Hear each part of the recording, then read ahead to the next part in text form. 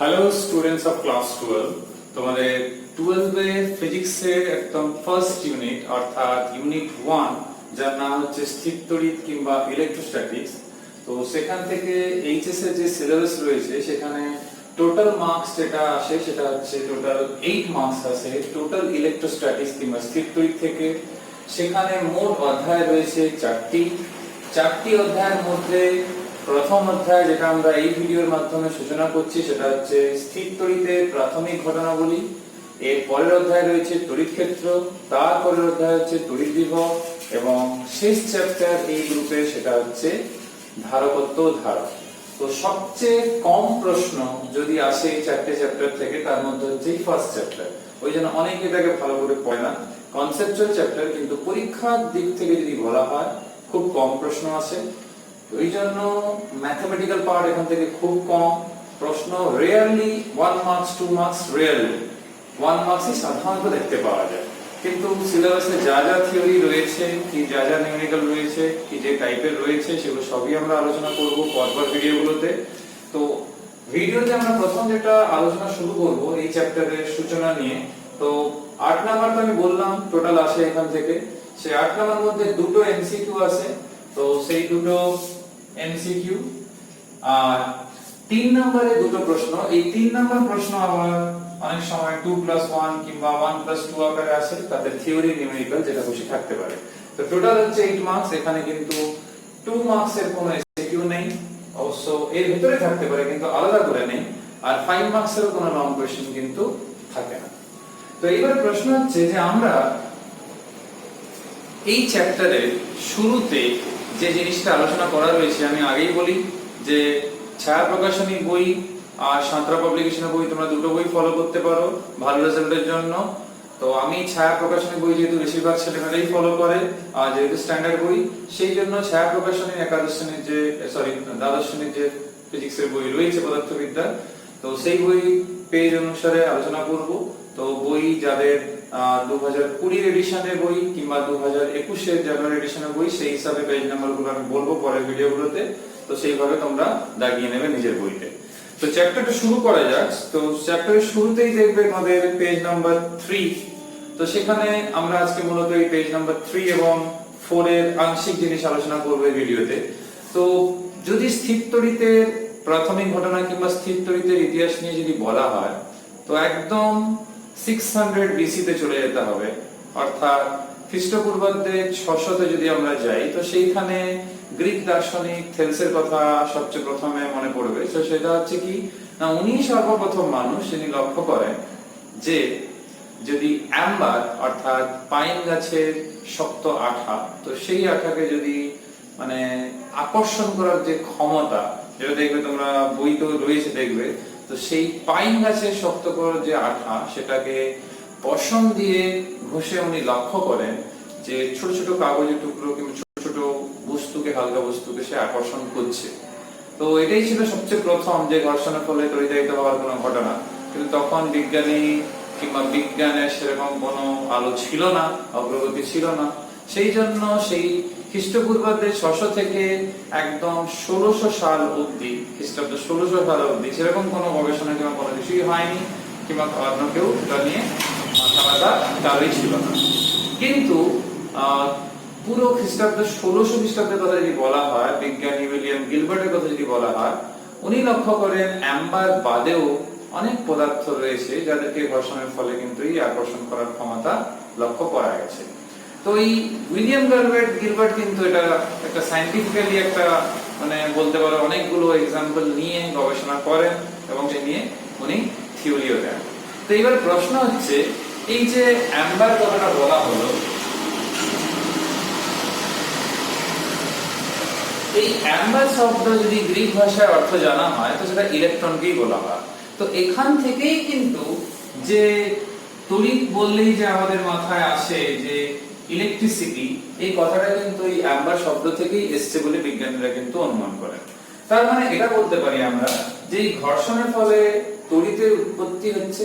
কিরকম তড়িৎ না, সেটা হচ্ছে স্থির তড়িৎ, কারণ এই তড়িৎটা পদার্থের মধ্যে সীমাবদ্ধ থাকে। একে আমরা পরিবাহী তার লাগিয়ে এক স্থান থেকে আরেক স্থানে সঞ্চালিত করার সেরকম কোন রকম সম্ভাবনা নেই, সেটা হলে সেটা প্রবাহী তড়িৎ হতো। স্থির তড়িৎ কিন্তু এই ঘর্ষণের ফলে সৃষ্টি হয়, একটা স্থানে কিন্তু আবদ্ধ থাকে। তার মানে একটা বস্তুকে অন্য কোনো পদার্থ কিংবা বস্তুকে যখন ঘর্ষণ করা হচ্ছে তখন এরকম ঘটনা ঘটছে। তো এই যে ঘটনাটা ঘটা না, এই জিনিসটাকে আমরা বলে থাকি কি না সে তড়িতায়িত বস্তু, যে বস্তুর মধ্যে এই ঘটনাটি ঘটলো কিংবা যে বস্তু আকর্ষণ করার যে ক্ষমতাটা অর্জন করলো। আর এই টোটাল প্রসেস কিংবা প্রক্রিয়াকে আমরা বলে থাকি তড়িতায়িতকরণ। আমরা বস্তুটাকে বলি ইলেকট্রিফাইড আর এই প্রসেসটাকে বলে থাকি ইলেকট্রিফিকেশন। অর্থাৎ বাংলায় তড়িতায়িত বস্তু আর প্রসেস কিংবা প্রক্রিয়াকে আমরা বলে থাকি তড়িতায়িতকরণ। তো এবারে যদি আমরা একটু আলোচনাকে অন্যদিকে নিয়ে যাই, অর্থাৎ স্থির তড়িৎ সম্বন্ধে আমরা জানলাম, কিন্তু এই চ্যাপ্টারে যেটা মেইন যে জিনিস যার উপরে অনেক কিছু দাঁড়িয়ে সেটা হচ্ছে চার্জ কিংবা যেটা আমরা বাংলায় বলি আধান। তোমরা ক্লাস 8 এ প্রথমে নাম শুনেছো। তো আধানের ডেফিনেশন জিজ্ঞেস করলে অনেকেই কিন্তু বলতে একটু ভাবে যে হ্যাঁ ডেফিনেশন কি হবে, জানি তো ব্যাপারটা, কিন্তু বলবো কিভাবে।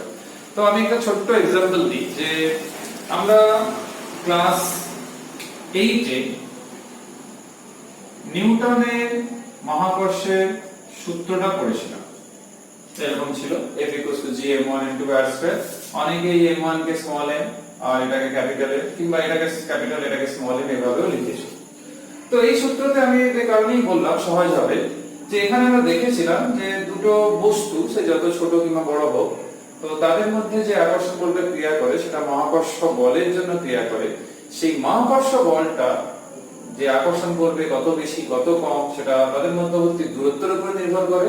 যদি আমি ধরে নিই দূরত্ব ফিক্স রয়েছে, তার মানে তার উপর নির্ভর করছে না, একটা ফিক্স ভ্যালু হয়ে যাচ্ছে। আর নির্ভর করছে কিন্তু কার উপর? বস্তুর ভর উপর, ভরের উপর। তাহলে বস্তু ভরের উপর মানে তাহলে বস্তুর ভরটা হচ্ছে সেই ফ্যাক্টর কিংবা সেই রাশি যে ডিসাইড করছে যে এই আকর্ষণ বল কি বিকর্ষণ বল। বিকর্ষণের কথা আসবে না, তার কারণ হচ্ছে বস্তুর ভরের তো কোনো পজিটিভ নেগেটিভ ব্যাপার নেই। তো সব সময় মহাকর্ষ বলের প্রকৃতি কিন্তু আকর্ষণ কিংবা অ্যাট্রাক্টিভই হয়। তার মানে বস্তুর ভরই হচ্ছে সেই এই বলে মূল ভিত্তি কিংবা মূল সেই ভৌত রাশি। একইভাবে আধানের ক্ষেত্রে আমরা বলতে পারি যে যখন দুটো বস্তু সে তারা পরস্পরকে আকর্ষণ করছে কি তারা পরস্পরকে বিকর্ষণ করছে, ধরো এরকম দূরে দূরে সরে যাচ্ছে, এখানে দেখা গেল কাছে চলে আসছে, তাহলে যে ভৌত রাশির জন্য কিংবা যে এন্টিটির জন্য কিংবা যে মেইন ভিত্তির জন্য এটা হয়ে থাকে সেটাই হচ্ছে আধান। তো তোমরা বইতে পেজ নাম্বার 3 তে দেখতে পারো এই কথাটা বলা রয়েছে যে ইলেকট্রনের মতো দুটো মৌলিক কণা পরস্পরকে বিকর্ষণ করছে। আবার ইলেকট্রন আর প্রোটন, ধরো যদি আমি সিম্পল एग्जांपल দিই যে একটা ইলেকট্রন নিলাম একটা প্রোটন নিলাম আরেকটা ইলেকট্রন নিলাম, তাহলে এই ইলেকট্রন ইলেকট্রন দুজন পরস্পরকে বিকর্ষণ করছে। কিসের জন্য করছে না তাদের আধানের প্রকৃতি আলাদা। তো সেই ভিত্তিটাই হচ্ছে আধান। তাহলে আধান হচ্ছে সেই এন্টিটি কিংবা সেই কোয়ান্টিটি যেটা ডিসাইড করছে এদের মধ্যে আকর্ষণকে বিকর্ষণ বল। আর যখন একটা ইলেকট্রনকে প্রোটনের কাছে নিয়ে আসা হচ্ছে তখন তারা কিন্তু পরস্পরকে আকর্ষণ করছে। তার মানে ওদের নেচার কিংবা আধানের প্রকৃতিটা আলাদা। তো এখান থেকে তোমরা আধানের ব্যাপারে জানতে হবে। তাহলে আধান কি না, আধান হচ্ছে পদার্থের একটা ধর্ম, খুবই গুরুত্বপূর্ণ ধর্ম, যার জন্য তড়িৎ বল ক্রিয়া করে। তড়িৎ বল মানে শুধু আকর্ষণকে বোঝায় না, আকর্ষণ বিকর্ষণ দুটো বলকেই বোঝায়। এবার প্রশ্ন হচ্ছে এই যে আকর্ষণ বিকর্ষণ বলের কথা আমরা বলছি, এই আধানে যেটাকে আমরা স্মল কিউ কিংবা ক্যাপিটাল কিউ দিয়ে লিখি, তোমরা ক্লাস 10 এ I = Q/T এরকম পড়েছো। ইন জেনারেল কিন্তু আমরা এই স্মল লেটার দিয়ে ইউজ করেছি, যেটা আমি এটাই লিখতে বলবো। তো এখান থেকে এই আধান অর্থাৎ কিউ, এই কিউ এর মাত্রা মনে রাখতে হবে IT, এর কিউ এর সিজিএস এর একক হচ্ছে ESU, SI এর একক হচ্ছে কুলম্ব, তোমরা জানো, শুধুমাত্র আমি মনে করাচ্ছি। আর এই 1 কুলম্ব সমান যে 3 × 10⁹ ESU, এই সম্পর্কটাও মনে রাখতে হবে, তোমাদের বইতেও দেখবে রয়েছে। তো এই সম্পর্ক অঙ্ক করার সময় কাজে লাগে। এমনি হয়তো জিজ্ঞেস করবে না, এমনি মাত্রাটাই হয়তো কাজে লাগবে, কিন্তু ইউনিটগুলো অঙ্ক করার সময় আমাদের খুবই কাজে লাগবে। এরপরে যে টপিকটা রয়েছে সেটা হচ্ছে ঘর্ষণের ফলে তড়িতের সৃষ্টি কিভাবে হচ্ছে কিংবা কি ব্যাপার। না সবচেয়ে সহজ উদাহরণ আমরা শীতকালেই পাই, শুকনো চুল। আর আমরা যদি চিরুনি দিয়ে জাস্ট চুলটা আঁচড়ানো হয়, তো দেখবে সেই আঁচড়ানোর পর সেই চিরুনি কিন্তু ছোট ছোট সোলার টুকরো কিংবা ওই থার্মোকলের টুকরো গুলো কিংবা কাগজের টুকরো তোমরা নিজে লক্ষ্য করে দেখবে, তখন কিন্তু তাকে আকর্ষণ করে। যত বেশি ঘর্ষণ হবে কিংবা এই তড়িতায়িতকরণ যতটা বেশি লিমিটে কিংবা বেশি পরিমাণে হবে, তখন কিন্তু দেখবে পটপট শব্দ হচ্ছে এবং খুব তীব্রভাবে কিন্তু আকর্ষণ করছে। তো এই ঘটনাটা দেখেছো, তবে এখানেও সেই জিনিসটাই হচ্ছে যে ঘর্ষণের ফলে স্থির তড়িতের কিন্তু সৃষ্টি হচ্ছে। তো এই যে সৃষ্টি হচ্ছে এটা বেশি পরিমাণে হলো কিন্তু তখন তড়িৎ স্ফুলঙ্গের মতো একটা নেচার কিন্তু সৃষ্টি হয়, কিন্তু সেটা হয়তো চিরুনির ক্ষেত্রে তড়িৎ স্ফুলঙ্গ সৃষ্টি হবে না। কিন্তু যদি একটা ধর পেট্রোল ডিজেলের একটা যদি কন্টেনার হয়, একটা গাড়ি ধর একটা ট্রাক সে নিয়ে যাচ্ছে, তো তোমরা অনেক সময় হাই রোডে গুলোতে দেখেছো কন্টেনার গুলোতে, সেই কন্টেনারের মধ্যে যদি পেট্রোল কিংবা ডিজেল থাকছে, তো তাতে সেটা একটা দাহ্য পদার্থ, তো সেই ক্ষেত্রে সেটা তার যে সারফেস রয়েছে, মেটালিক যে সারফেস রয়েছে যার ভিতরে যে তেলটাকে নিয়ে যাওয়া হচ্ছে, তার সঙ্গে ঘর্ষণের ফলে স্থির তড়িৎ উৎপন্ন হচ্ছে। যদি বেশি পরিমাণে স্থির তড়িৎ উৎপন্ন হয়, তার জ্বলনাঙ্কে যদি পৌঁছে যায়, তখন কিন্তু বিপদ ঘটতে পারে এবং বিস্ফোরণও হতে পারে। তো এই ঘর্ষণের ফলে যে স্থির তড়িৎ উৎপন্ন হচ্ছে, তার ফলে যে প্রচুর পরিমাণে তাপ উৎপন্ন হচ্ছে, তো এই জন্য দেখবে এই স্থির তড়িৎ পরিমাণটা কমানোর জন্য কি করা হয় না, সেই ধাতব শিকলগুলোকে কি করা হয়, ট্রাক থেকে নিচের দিকে ঝুলিয়ে দেওয়া হয়, যাতে করে ঘর্ষণ করে যে স্থির তড়িৎ উৎপন্ন হচ্ছে সেটা যেন মাটিতে চলে যায়। তো 3 নম্বর পেজে বইতে তোমাদের এই উদাহরণটা রয়েছে, তো এটা মাথায় রাখতে হবে যে তার ফলে কিন্তু এই তড়িৎ স্ফুলঙ্গ কিন্তু সৃষ্টি হওয়ার সম্ভাবনাটা থাকে না।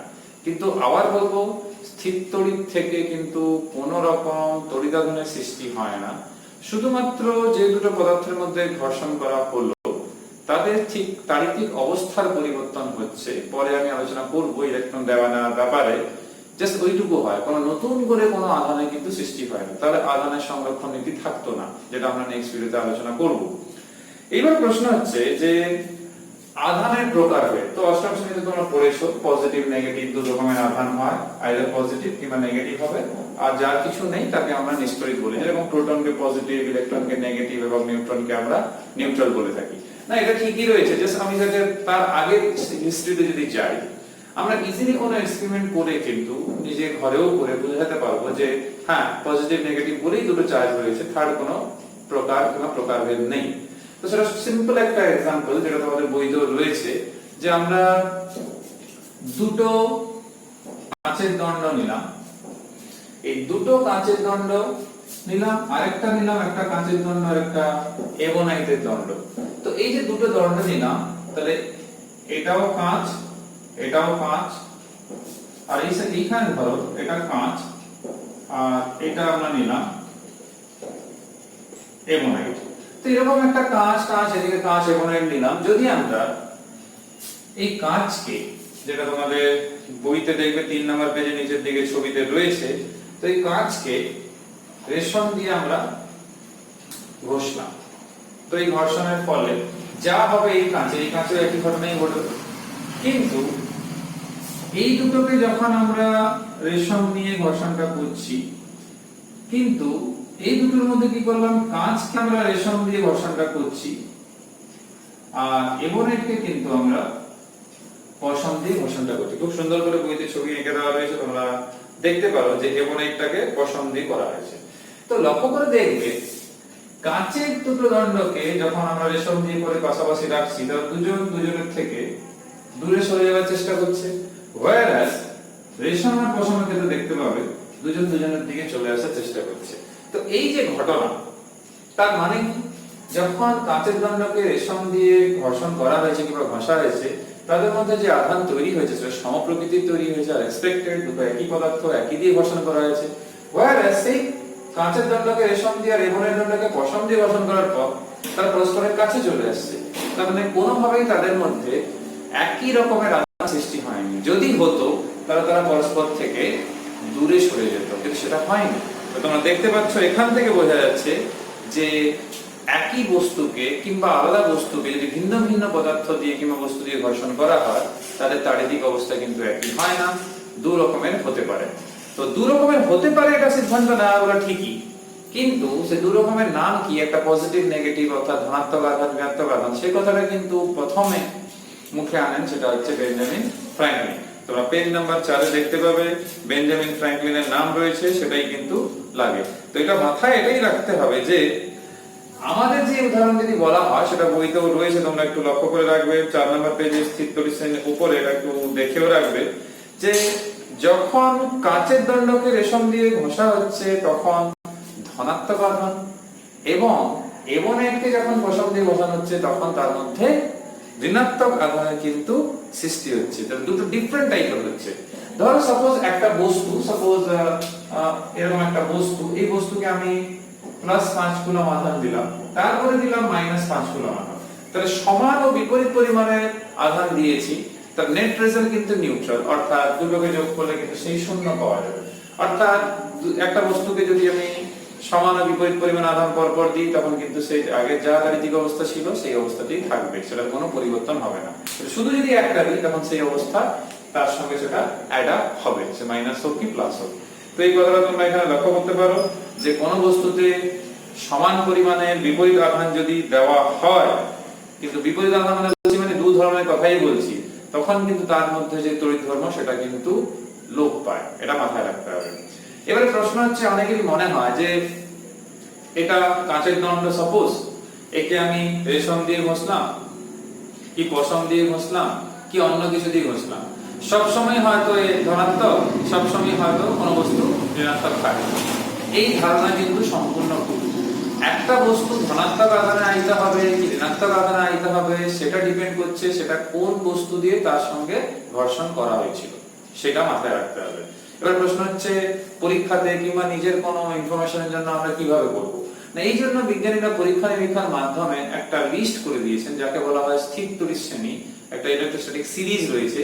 তো সেই সিরিজে দেখবে তোমাদের বইতে 4 নম্বর পেজে নিচের দিকে 1 থেকে 12 অবধি নাম রয়েছে। তো আমি নামগুলো শুধু এমনি বলছি, বইতে রয়েছে তোমরা দেখবে। 1 এ দেখো রয়েছে পশম, 2 এ রয়েছে কাঁচ, 3 এ কাগজ, 4 এ রেশম, ডট ডট এরকম চলছে, 12 তে রয়েছে সেলুলয়েড, এরকম 12টা রয়েছে। তো এখানে ধরো যে কোনো দুটো, ধরো 1 নম্বরের সঙ্গে 4 নাম্বার কি 4 নম্বরের সঙ্গে 10 নাম্বার এরকম ঘর্ষণ করা হলো, লিস্টে যার নাম আগে রয়েছে অর্থাৎ ফার্স্টে রয়েছে, শুরুতে রয়েছে, সে কিন্তু ধনাত্মক আধানে আহিত হবে, আর লিস্টে যার নাম পরে রয়েছে সে কিন্তু ঋণাত্মক আধানে আহিত হবে। একদম সহজ নিয়ম, তোমরা যে কোনো প্রয়োগ করতে পারো। আমি একটা ছোট্ট উদাহরণ দিচ্ছি, যেরকম দেখবে একে আছে পশম, একে আছে,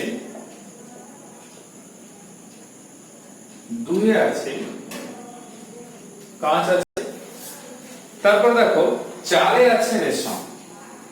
আমি এই তিনটে নামই বললাম যেটা যেহেতু উদাহরণগুলো বলা হলো। এবারে সাপোজ ধরো কাঁচ আর পশমের মধ্যে ঘর্ষণ করা হলো, পশম প্রথমে রয়েছে এই জন্য সে পজিটিভ হবে, কাঁচ কিন্তু নেগেটিভ হবে। আবার যখন কাঁচ আর রেশমের মধ্যে করা হয়, কাঁচ প্রথমে রয়েছে তাই সে পজিটিভ হবে, রেশম কিন্তু নেগেটিভ হবে। তো এই উদাহরণটা দেখো তোমাদের বইতেও আলোচনা করা রয়েছে যে যেরকম কাঁচকে পশম দিয়ে ঘষলে কাঁচ ঋণাত্মক আধানে, যেটা প্রথম বললাম, আবার সেই রেশম দিয়ে ঘষলে কাঁচ কিন্তু ধনাত্মক আধানে। কেন? লিস্টে দেখো রেশমটা পরে রয়েছে, তাহলে যে প্রথমে থাকে সে কিন্তু পজিটিভ হয়। তো এই লিস্টটা তোমরা মোটামুটি একটু মাথায় রাখলে যে কোনো পদার্থের ক্ষেত্রে করতে পারো, কিন্তু সেরকম কোনো প্রশ্ন এইচএসে দেখা যায় না। ওই শর্ট প্রশ্ন করার সময়, টেস্ট পেপার করার সময়, আমাদের কোশ্চেন ব্যাংক করার সময় কিংবা আমাদের এক্সারসাইজে এমসিকিউ করার সময় টুকটাক লেগে থাকে। তো একটু মোটামুটি পড়ে রাখতে পারো যেহেতু সিলেবাসের অন্তর্ভুক্ত। লাস্ট যে আলোচনাটা আমি করছি, যেটা করে আমি ভিডিওটা শেষ করব, আমরা পরের ভিডিওতে তড়িৎ ইলেকট্রনিক তত্ত্ব নিয়ে আলোচনা শুরু করব। সেটা হচ্ছে আকর্ষণ এবং বিকর্ষণ, দু রকমের ধর্ম আমরা দেখতে পাচ্ছি। সমজাতীয় ক্ষেত্রে বিকর্ষণ আর বিপরীত জাতীয় আধানের ক্ষেত্রে আকর্ষণ। তো একটা বস্তু সে যে তড়িৎগ্রস্ত আছে কি না সেটার জন্য আকর্ষণকে বা বিকর্ষণকে কোনটাকে আমরা বেছে নেব চূড়ান্ত প্রমাণ হিসেবে। অনেকেই মনে হয় না স্যার আধান তো আছে তার মানে আকর্ষণটাই তো ধরবো, নিশ্চিত থাকলে তো আকর্ষণ করবে না, কিন্তু এটা একটু ভুল ভাবনা। বিকর্ষণটাই কিন্তু চূড়ান্ত প্রমাণ হবে। আমি একটা ছোট্ট এক্সাম্পল দিচ্ছি, তারপর তোমরা টেক্সট বই পড়তে পারো, সেটা হলেই আশা করি বুঝতে পারবে। তো সিম্পল একটা কনসেপ্ট বলি, সেটা হচ্ছে সাপোজ একটা তড়িৎগ্রস্ত, সে পজিটিভ কিংবা নেগেটিভ একটা বস্তু আছে, তার নাম দিলাম এ, আর একটা বস্তু বি, আর আরেকটা বস্তু সি। তো এইটা প্লাস কিংবা মাইনাস আছে, অর্থাৎ তড়িৎগ্রস্ত একটা বস্তু, আরেকটা নিস্তড়িৎ, কিছু নেই। দেখো এই তড়িৎগ্রস্ত বস্তু আরেকটা তড়িৎগ্রস্ত বস্তুকে আকর্ষণ কিংবা বিকর্ষণ দুটোই করতে পারে। আবার একটা অনাহিত বস্তু যে তড়িৎগ্রস্ত নয় তাকেও কিন্তু আকর্ষণ করতে পারে। যেমন চুম্বকের ক্ষেত্রে তোমরা দেখো একটা চুম্বক আরেকটা চুম্বকের বিপরীত মেরুকে আকর্ষণ করছে, আবার সেই চুম্বক এমনি ছোট চৌম্বক পদার্থ, ধরো লোহা, কোবাল্ট, নিকেল, তাদেরকেও কিন্তু আকর্ষণ করছে। তো লোহার টুকরোটা কিন্তু চুম্বক না, তাকে সে চুম্বক পদার্থ, তাকে চুম্বকে পরিণত করতে হয়, কিন্তু সেই মুহূর্তে তো নেই। একইভাবে সে অনাহিত বস্তুকেও কিন্তু আকর্ষণ করছে, আবার তড়িৎগ্রস্ত বস্তুকেও কিন্তু আকর্ষণ করছে। কিন্তু কখনই কোনো তড়িৎগ্রস্ত বস্তু কোনো অন্য বস্তু অনাহিত তাকে কিন্তু বিকর্ষণ করে। বিকর্ষণ একটা শর্তেই করে, যখন সমজাতীয় আধান থাকে, প্লাস প্লাস কিংবা মাইনাস মাইনাস। তার মানে সমজাতীয় যখন আধান থাকে তখন কিন্তু সে পরস্পরকে বিকর্ষণ করে, আর একই জাতীয় যদি অর্থাৎ বিপরীত জাতীয় যদি হয় তখন আকর্ষণ করে। তার মানে তখনই বিকর্ষণ করবে যখন সমজাতীয় আধান থাকবে। তো সমজাতীয় আধান থাকা মানে তড়িৎগ্রস্ত। শুধু ধনাত্মক আধান হলে তড়িৎগ্রস্ত হবে তা নয়, ঋণাত্মক আধান থাকলেও সে তড়িৎগ্রস্ত, ধনাত্মক আধান থাকলেও সে তড়িৎগ্রস্ত। অর্থাৎ বলতে চাইছি আমি যে বিকর্ষণ হচ্ছে মানে তারা অবশ্যই তড়িৎগ্রস্ত, কিন্তু আকর্ষণ হলে অনাহিত বস্তুও থাকতে পারে। তার মানে আমরা বলবো যে তড়িৎগ্রস্ত হওয়ার চূড়ান্ত যে প্রমাণ সেটা কিন্তু অবশ্যই বিকর্ষণ, কিন্তু সেটা আকর্ষণ নয়। তো আশা করি তোমাদের বুঝতে একটু সুবিধা হবে। তোমরা এবারে নিজের টেক্সট বইটা পড়বে। আমরা এই ভিডিওতে এখানে আলোচনা শেষ করছি। পরের ভিডিওতে আমরা এই পেজ নাম্বার 4 এর ডান দিকের অংশ অর্থাৎ তড়িতের ইলেকট্রনীয় তত্ত্ব এবং পেজ নাম্বার 5 এ পরীক্ষায় আসার মতো দুটো জিনিস রয়েছে, আধানের কোয়ান্টায়ন রয়েছে, আধানের নিত্যতা সূত্র রয়েছে, সেগুলো নিয়ে আলোচনা এবং পরিবাহী অন্তরক অপরিবাহী নিয়ে আলোচনা করব নেক্সট ভিডিওতে। সবাই সুস্থ থাকবে, ভালো থাকবে, ভালো করে ঘরে পড়াশোনা করবে। নেক্সট ভিডিওতে তোমাদের সঙ্গে আবার দেখা হবে। Till then, bye.